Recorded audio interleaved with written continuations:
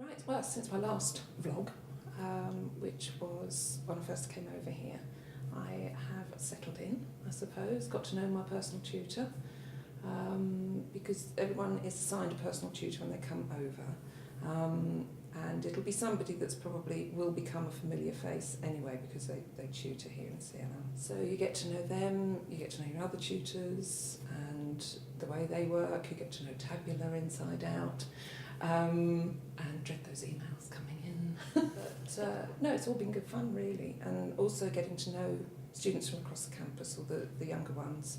I wrote on my blog this week about the TAP Society have been fundraising, and they've raised I think nearly £700 for South Warwickshire National Health Service Trust. And one of the activities they did was a cake bake sale. So I got my son to make salted caramel brownies, and they were very popular, I'm led to believe, and they raised around about the £275 mark. So although I don't go to TAP class as much as I'd like, I do try and keep in touch with them, and it's good to have those contacts across the campus as well. Time management, I think, helps.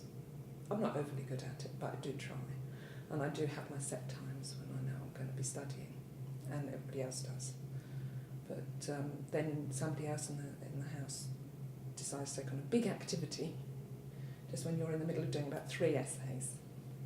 And so you just say, right, I'm shutting the door now. Just don't speak to me. Yeah, I think family support is quite useful. I've been trying to talk my daughter into perhaps doing this. She's made redundant. She's got a temporary job now.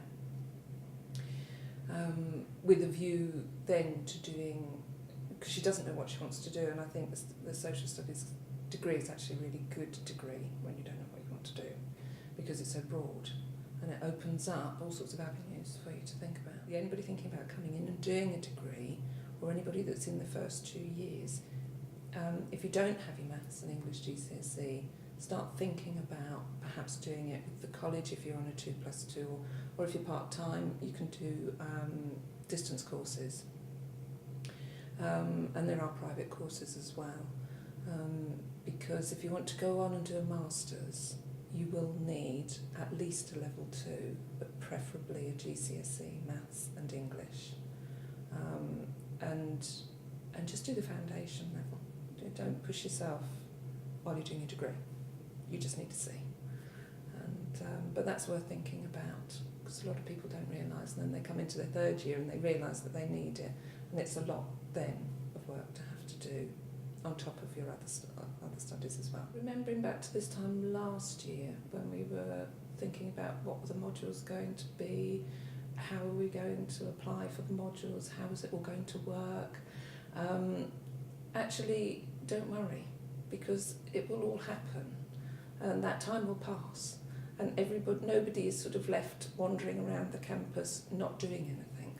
Everybody gets in the main their choice of modules, but you know, sometimes you have to make little adjustments and it can work out for the best.